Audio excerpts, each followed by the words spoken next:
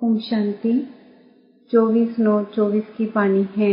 मीठे बच्चे, तुम जितना समय बाप की याद में रहेंगे उतना समय कमाई ही कमाई है। याद से ही तुम बाप के समीप आते जाएंगे। प्रश्न: जो बच्चे याद में नहीं रह सकते हैं उन्हें किस बात में लज्जा आती है? उत्तर: अपना चार्ट रखने में उन्हें लज्जा आती।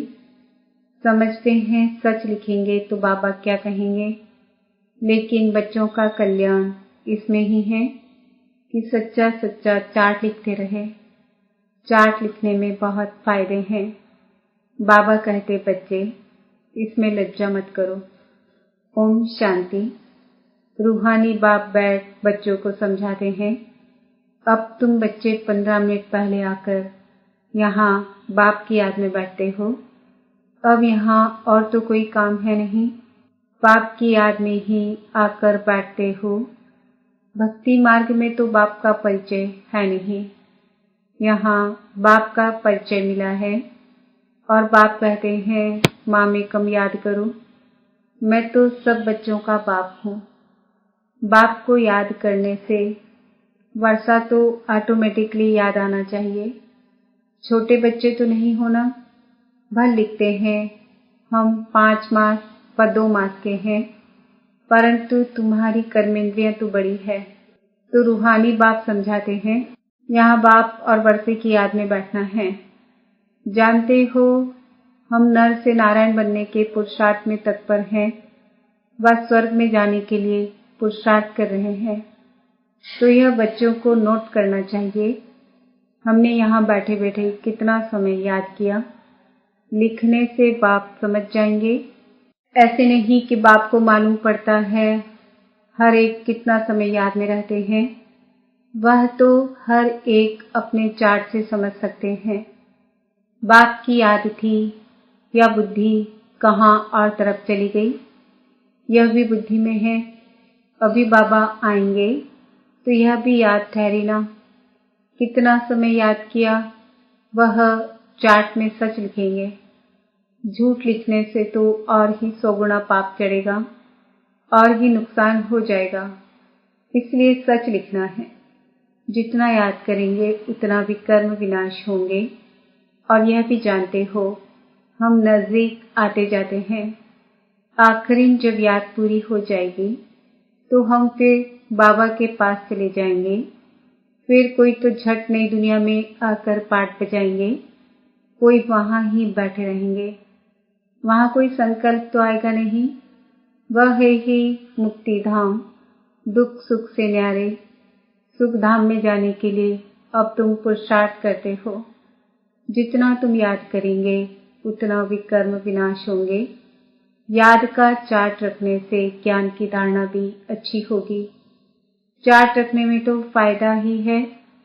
बाबा जानते हैं याद में न रहने कारण लिखने में लज्जा आती है।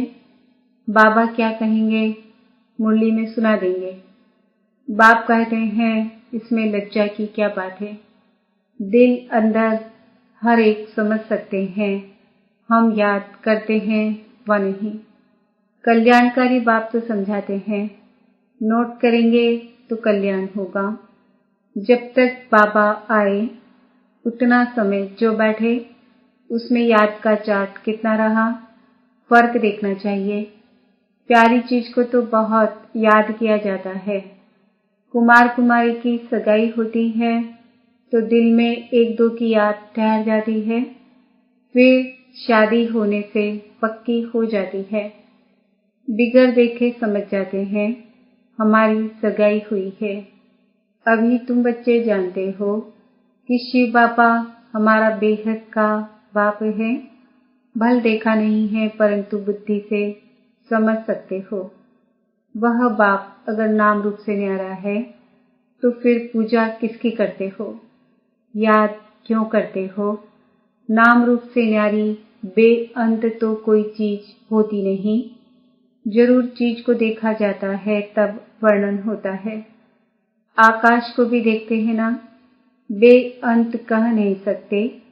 भक्ति मार्ग में भगवान को याद करते हैं, हे भगवान तो बेअंत थोड़े ही कहेंगे। हे भगवान कहने से तो झट उनकी याद आती है, तो जरूर कोई चीज है। आत्मा को भी जाना जाता है, देखा नहीं जाता। सब आत्माओं का एक ही बाप होता है, उनको भी जाना जाता है। तुम बच्चे जानते हो, बाप आकर पढ़ाते भी हैं। आगे यह मालूम नहीं था कि पढ़ाते भी हैं।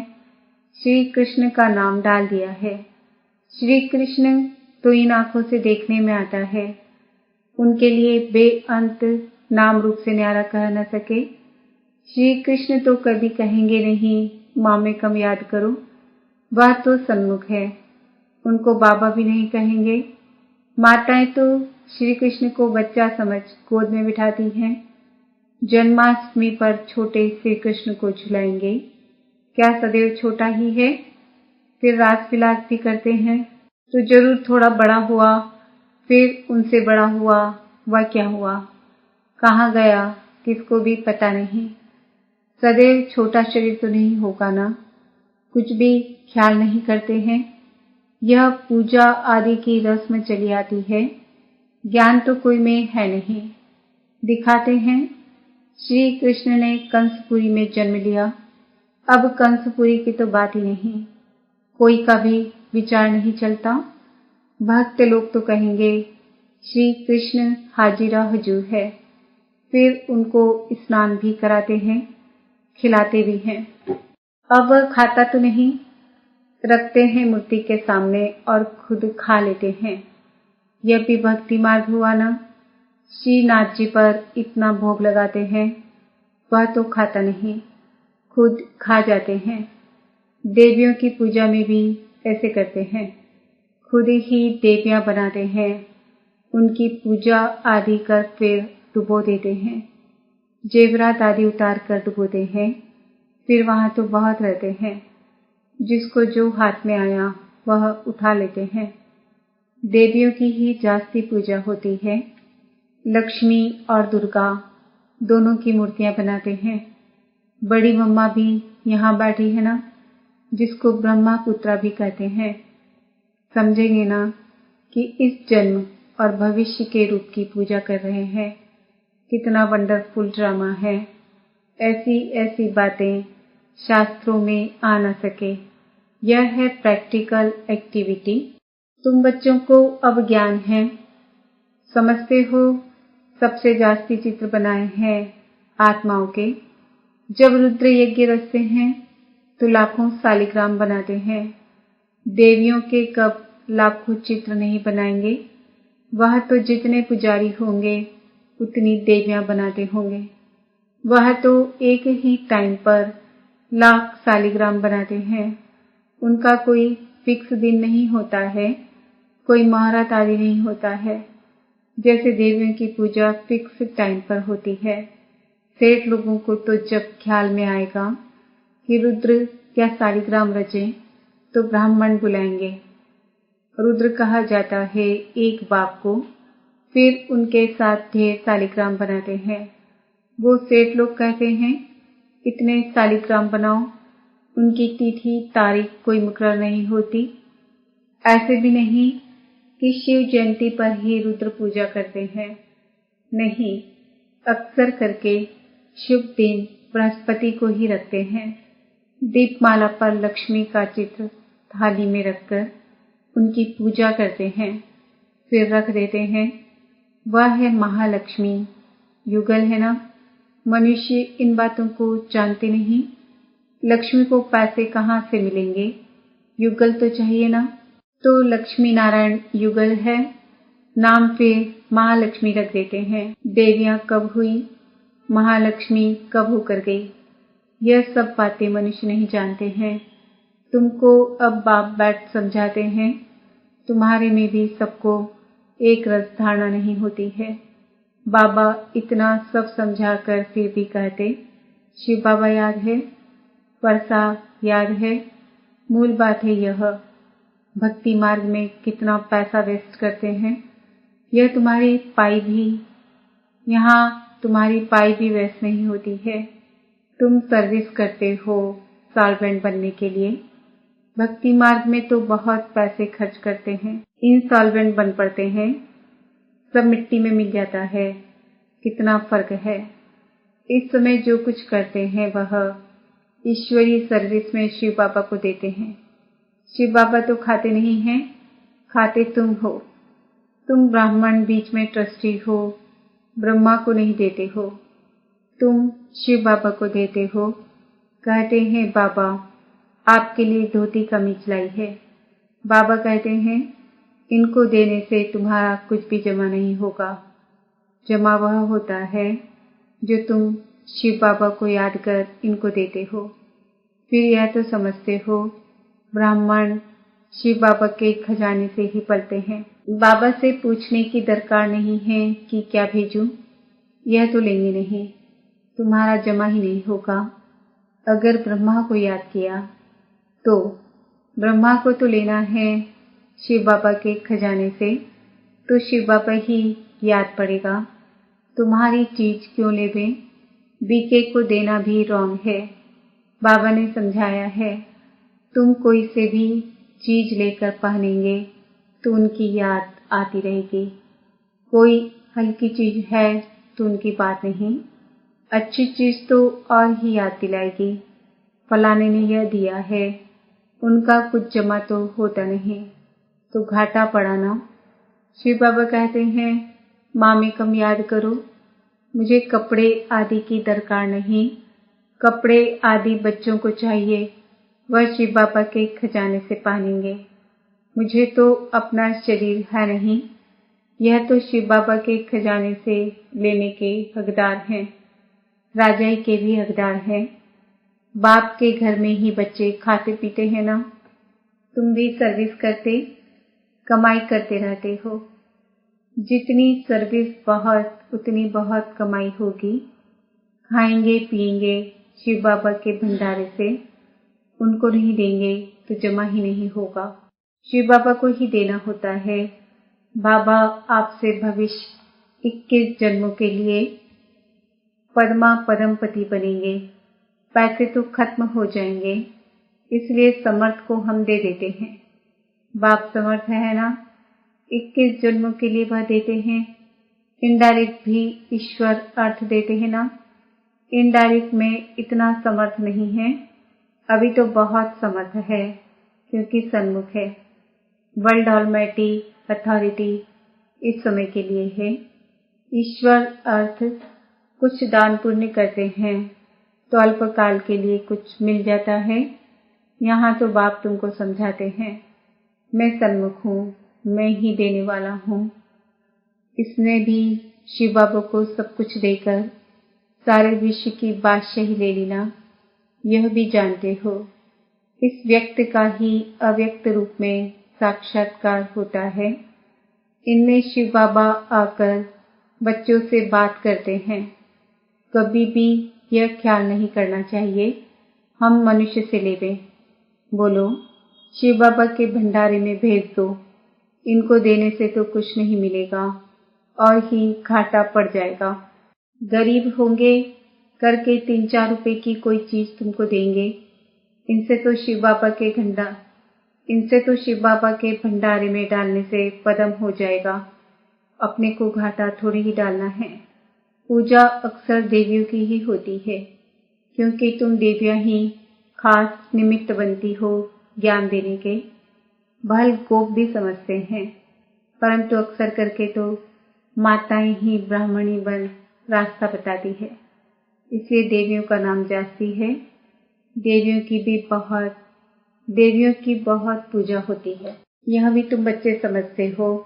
आधा कल्प हम पूज्य थे, पहले हैं फूल पूज्य, फिर सेमी पूज्य, क्योंकि 2 कला कम हो जाती है। राम की डिनेस्टी कहेंगे त्रेता में, वह तो लाखों वर्ष की बात कह देते हैं, तो उनका कोई हिसाब ही नहीं हो सकता। भक्ति मार्ग वालों की बुद्धि में और तुम्हारी बुद्धि में कितना रात दिन का फर्क है। तुम हो ईश्वरीय बुद्धि, वह है रावण की बुद्धि। तुम्हारी बुद्धि में है कि यह सारा चक्र ही 5000 वर्ष का है जो फिरता रहता है। जो रात में है वह कहते हैं लाखों वर्ष, जो दिन में है वह कहते 5000 वर्ष। आधा कल्प भक्ति मार्ग में तुमने असत्य बातें सुनी हैं। सत्युग में ऐसी बातें होती ही नहीं, वहां तो वर्षा मिलता है। अब तुमको डायरेक्ट मत मिलती है। श्रीमद् भगवत गीता है ना, और कोई शास्त्र पर श्रीमद् नाम है नहीं। हर 5000 वर्ष बाद यह पुरुषोत्तम संगम युग, गीता का युग आता है। लाखों वर्ष की तो बात हो नहीं सकती है। कभी भी कोई आए तो ले जाओ संगम पर। बेहद के बाप ने रचिता अर्थात अपना और रचना का सारा परिचय दिया है। फिर भी कहते हैं अच्छा बाप को याद करो, और कुछ धारणा नहीं कर सकते हो तो अपने को आत्मा समझ बाप को याद करो। पवित्र तो बनना ही है। बाप से वर्षा लेते हो तो दैवी गुण भी धारण करने हैं। अच्छा, मीठे मीठे सिकिलते बच्चों प्रति माता पिता बाप दादा का याद प्यार और गुड मॉर्निंग। रूहानी बाप की रूहानी बच्चों को नमस्ते। हम रूहानी बच्चों की रूहानी माता पिता बाप दादा को याद प्यार गुड मॉर्निंग नमस्ते ओम शांति। धारणा के लिए मुख्य सार 21 जन्मों के लिए पद्मों की कमाई जमा करने के लिए डायरेक्ट ईश्वरी सेवा में सब कुछ सफल करना है। ट्रस्टी बन शिव बाबा के नाम पर सेवा करनी है। याद में जितना समय बैठते उतना समय बुद्धि कहाँ कहाँ गई यह चेक करना है। अपना सच्चा सच्चा होता में रखना है। नर से नारायण बनने के लिए बाप और वर्षे की याद में रहना है। वरदान, विस्मृति की दुनिया से निकल स्मृति स्वरूप रह। हीरो पाठ बजाने वाले विशेष आत्मा भाव। यह संगम युग स्मृति का युग है और कलयुग विस्मृति का युग है। आप सब विस्मृति की दुनिया से निकल आए। जो स्मृति स्वरूप है वही हीरो पाठ बजाने वाली विशेष आत्मा है। इस समय डबल हीरो हो। एक हीरे समान वैल्यूबल बने हो, दूसरा हीरो पार्ट है। तो यही दिल का गीत सदा बजता रहे कि वह मेरा श्रेष्ठ भाग्य। जैसे देह का ऑक्यूपेशन याद रहता है, ऐसे ये अविनाशी ऑक्यूपेशन की मैं श्रेष्ठ आत्मा हूँ। याद रहे तब कहेंगे विशेष आत्मा। स्लोगन, हिम्मत का पहला कदम आगे बढ़ाओ तो बाप की संपूर्ण मदद मिलेगी।